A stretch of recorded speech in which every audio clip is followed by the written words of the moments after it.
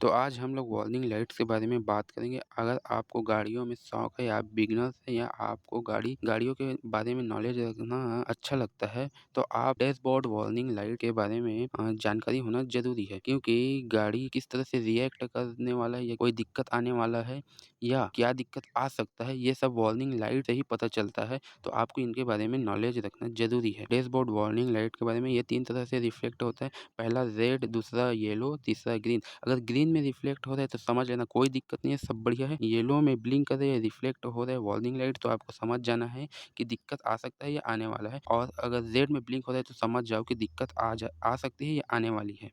तो सबसे पहले हम लोग इंजन चेक लाइट के बारे में बात करेंगे। अगर इंजन चेक लाइट रिफ्लेक्ट हो है तो आपको समझ जाना चाहिए कि इंजन में कोई ना कोई दिक्कत या प्रॉब्लम आ चुकी है। आपको तुरंत गाड़ी को पकड़ना है और सर्विस सेंटर या मैकेनिक के पास ले जाना है। इसे एयर बैग वार्निंग लाइट्स कहते हैं।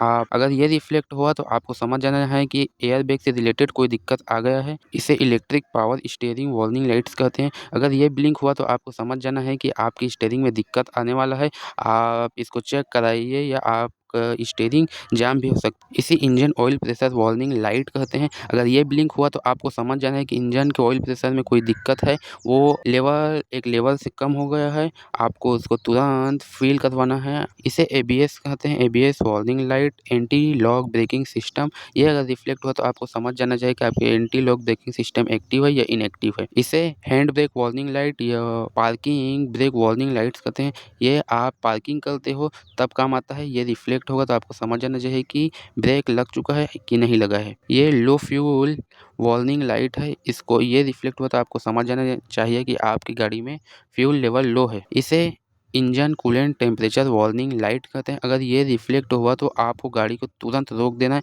क्योंकि कूलेंट हाई टेम्परेचर पे अभी एक्टिव है। अगर आप ऐसे ही गाड़ी चलाते रहोगे तो पाइप फट सकता है कूलेंट का, तो आपको रुक जाना चाहिए और गाड़ी को ठंडा होने देना चाहिए।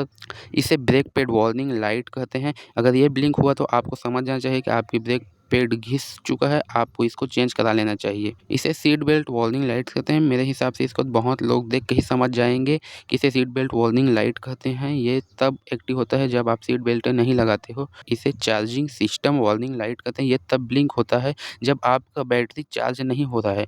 आपको इसको तुरंत देखवाना चाहिए, क्योंकि आप इससे कुछ किलोमीटर आगे जा सकते हो, उसके बाद आपका बैटरी डिस्चार्ज हो जाएगा, क्योंकि वो चार्ज नहीं हो रहा है। ऑटोमेटिक ट्रांसमिशन का वार्निंग लाइट ये होता है। आपको इसको देख के समझ जाना चाहिए कि ये ऑटोमेटिक ट्रांसमिशन वार्निंग लाइट है। डोर ओपन का वार्निंग लाइट ये है। ये अगर आया तो आपको समझ जाना चाहिए कि आपकी गाड़ी में कोई ना कोई डोर ओपन है। ट्रैक्शन कंट्रोल का वार्निंग लाइट ये होता है। आपको इसको देख के समझ जाना चाहिए कि ये ट्रैक्शन कंट्रोल का वार्निंग लाइट है। Tyre pressure monitoring system TPMS का वार्निंग लाइट ये है। इसको आपको समझ जाना चाहिए कि ये टायर प्रेशर का वार्निंग लाइट